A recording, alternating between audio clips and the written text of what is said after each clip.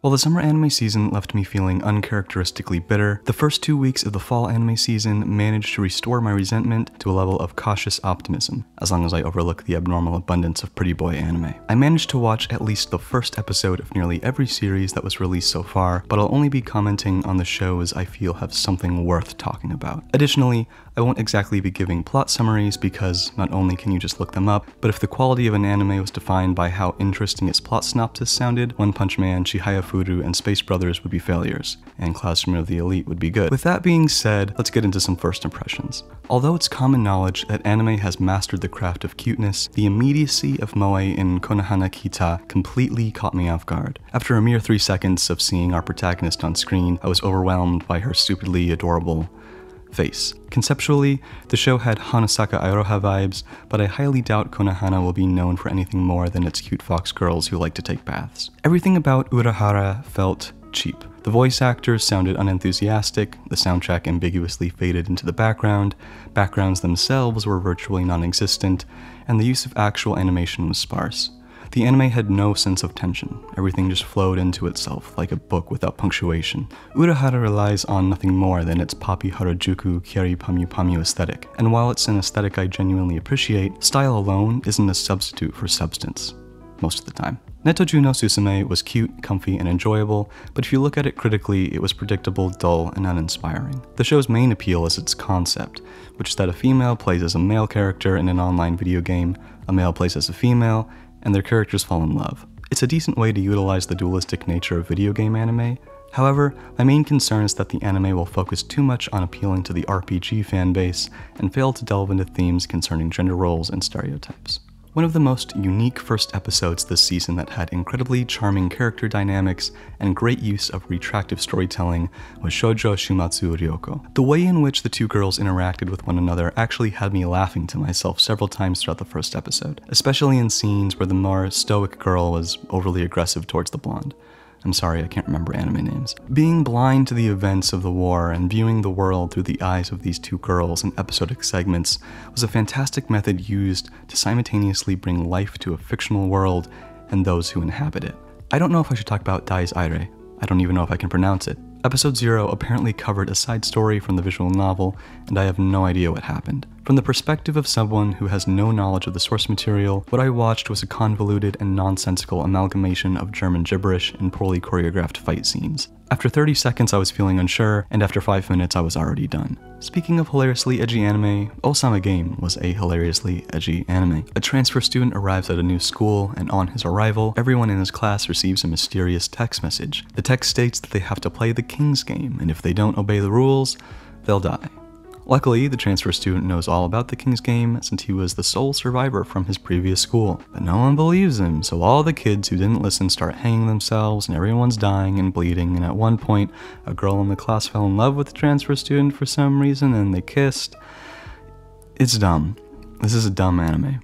Garo Vanishing Line is probably the manliest anime of the season. While the camera work and cinematography suited the tone of the story by being intentionally chaotic, I personally found it to be somewhat headache-inducing. It was an appropriately abrasive first episode. Harsh metal music, roaring motorcycles, a monster made of titties. If any of that sounds appealing, go watch Garo.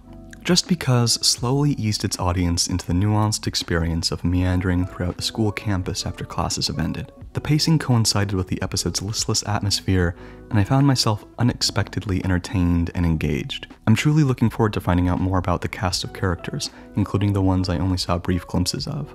Love Live was Love Live. The girls talked about wanting to sparkle and shine and do their best against all odds, before finally reminding us they each have their own little personality quirk. Two-Car is the niche cute girls doing cute things anime of the season.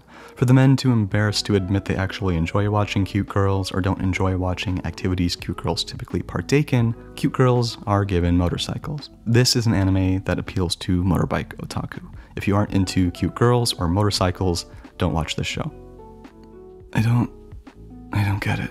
My Girlfriend is a Faithful Virgin Bitch is an anime with a title more provocative than the show itself. Based off the promotional art, I was really hoping for it to be more lewd, but was disappointed to find out it was nothing more than a collection of sex jokes. The voice actress does a great performance and really acts as the glue that holds this series together. If you want to hear the voice of Madoka say sexy stuff, check it out. Blend S was deceptively charming. It was sort of a mixture of working and Is the Order a Rabbit. So far, this is my favorite cute girls doing cute things anime of the season.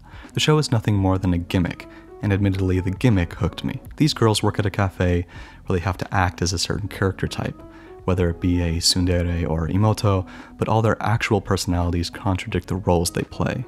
Let me have my guilty pleasure. Kekkai Sensen had a phenomenal comeback. Episode 1 was packed with outrageous personality, godly animation by Yutaka Nakamura, and an amazing soundtrack. Organized chaos is a good way to describe the show. My only issue is a personal one regarding my poor recollection of season 1. I wish I had developed more of an opinion on the show when it first aired. I don't think I can pronounce the Japanese title, so A Sister's All You Need was tonally divided into 3 parts: raunchy, funny, and emotional. Sexual humor was spread throughout the entire first episode, and by sexual humor I mean characters flippantly saying the word dick, and one elaborate scene in the beginning to enforce the fact that the main character has a little sister fetish. The one instance of non-sexual humor was lost in translation after a 5-minute brain teaser, where the solution was a Japanese pun. I personally gained nothing from that scene, although I realize my ignorance isn't the show's fault. The last few minutes of the first episode ended on a strangely emotional note, indicating there may be a semblance of actual plot. Altogether, it felt thematically messy,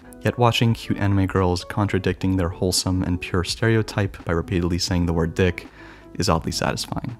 Inuya Shiki's simple implementation of an elderly protagonist makes the played-out scenario of an individual gaining superhuman abilities feel fresh and new. I was more forgiving towards scenes I would have typically labeled as generic because I was viewing them through a virtually unexplored perspective. Anime Gattaris is an anime about a group of girls starting an anime club, while something magical is happening around them. We don't know what that is yet, aside from the fact that it involves a talking cat. The show's gimmick throughout episode 1 consisted of cleverly mentioning anime titles in copyright-free ways, such as The Girl Who Slept Through Time. Hopefully, the magical element will introduce an aspect to the story that elicits opportunity for interesting characterization. Also, there was a cat at the end that specifically asked me not to drop the show after episode 1, which isn't something you should have to ask your audience, but I'll choose to believe in this cat. If you've seen Naruto, you've seen Black Clover. Right away, the main character's goal of wanting to become king of the pirates is directly introduced to us. However, reaching that goal is impossible since he can't use his chakra like the rest of the ninjas.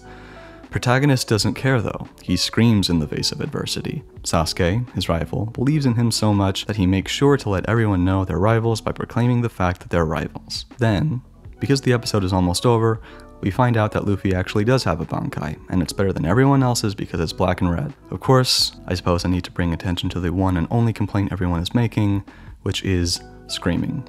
Goku's dialogue consists of screaming, and his screams have a consistently obnoxious cadence to them. I did not like this anime.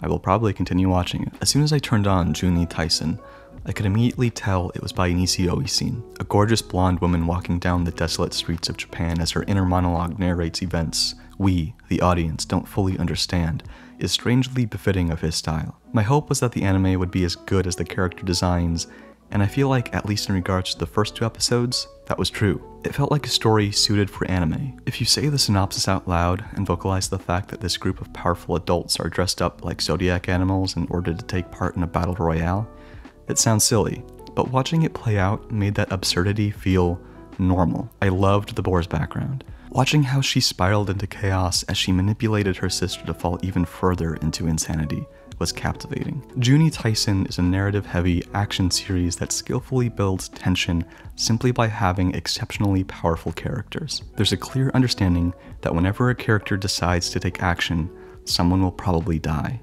Osamatsu Season 2 is still good, Shokugeki Season 3 is fine. The new Kino's journey was great. It feels like a true continuation, not some modernized reboot. It maintains the original atmosphere extremely well. I'm usually skeptical of anime with elaborate worlds and intricate magical systems, but overall, I was pretty content with the first episode of Children of the Whales, aside from the fact that it felt narratively dense. Not necessarily rushed, just packed with information. Its concept was unique, yet formulaic, almost to a nostalgic degree. A magical boy comes across a literally emotionless girl and is suddenly swept up in adventure after unintentionally defying the elders. I was a tiny bit disappointed because I felt like it was just a hair away from being a more mature anime, similar to Now and Then Here and There or Shinsekai Yori. It still might be, it's too early to tell. There were several points in the first episode that gave the impression of a dark twist being imminent, although there's a possibility that might just be me imposing my own desires onto the show. This has potential. Episode 2 is going to have to make me care about these characters though if it wants me to keep watching. Hoseki no Kuni is an anime with its own elaborate universe, yet it focuses on characterization equally, if not more, than the unique mechanics of its world. I also thought it looked really good for a CG anime, like actually sort of pretty. So what should you watch? What's worth your time? My favorite series so far are Juni Taisen, Shoujo Shumatsu Ryoko, Just Because, Kino's Journey, and Ancient Magus Bride, which I forgot to talk about. Anime with strong potential, but I'm still a bit skeptical of, include Hoseki no Kuni, Inuyashiki, and Children of the Whales. If you're just looking for something fun, maybe check out Neto no Susume or Blend S, and obviously be sure to watch Kekai Sensen, Shokugeki, or Osamatsu if you enjoyed the previous seasons. Having said all that, remember I've only seen the first 2 episodes at most of all these anime, so a lot of them are bound to get worse, and a few of them may even get better. If you want to experience my fluctuating opinions on these anime, as well as hear my thoughts on seemingly mundane qualities of anime, such as the ramifications of anime characters not being drawn with nipples, consider listening to my monthly podcast, where me and my friends get drunk and talk about anime. Thanks for listening. I will see you, Space Cowboys, next time.